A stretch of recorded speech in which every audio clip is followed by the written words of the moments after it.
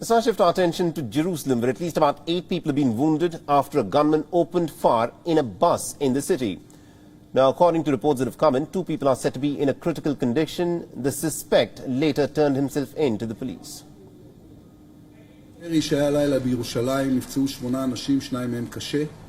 כוחות הביטחון היו במקום אחרי דקות בודדות, ובמהלך כל הלילה נערך מרדף בשיתוף שב"כ, ימ"מ וכוחות משטרה גדולים. המחבל הסגיר את עצמו הבוקר למשטרת ישראל ונמצא כרגע בחקירה.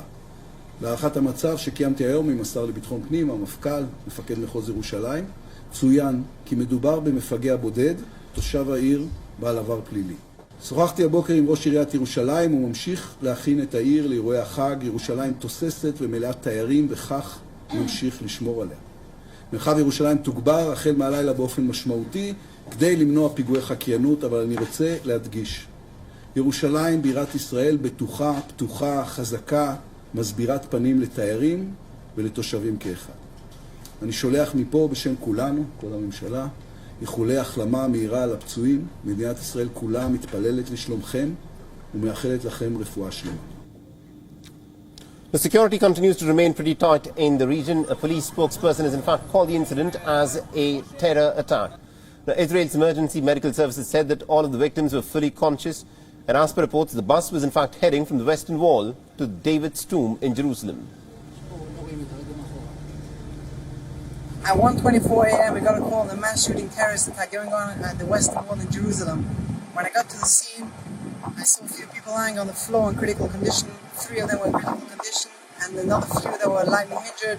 We also had a baby that we took out of harm's way, and all of them were transferred to the hospital for taken care.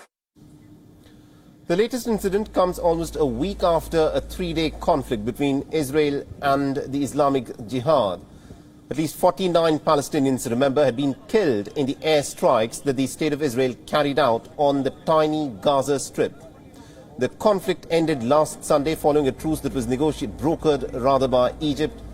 The Israel-Palestine tensions have continued to heighten since the month of March. More than 50 Palestinians have been killed, including fighters and civilians, in the operation, and also in incidents in West Bank since then.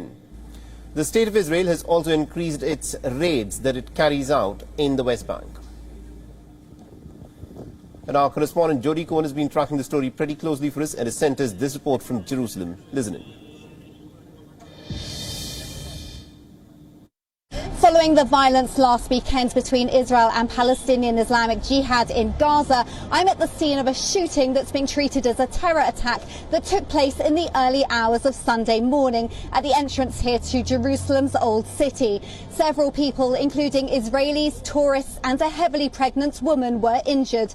The shooter escaped across the road here to the Silwan neighbourhood before later turning himself in. It remains to be seen if this is a one-off attack or the start of another wave of terror. This is Jody Cohen for WION, World is One. WION is now available in your country. Download the app now and get all the news on the move.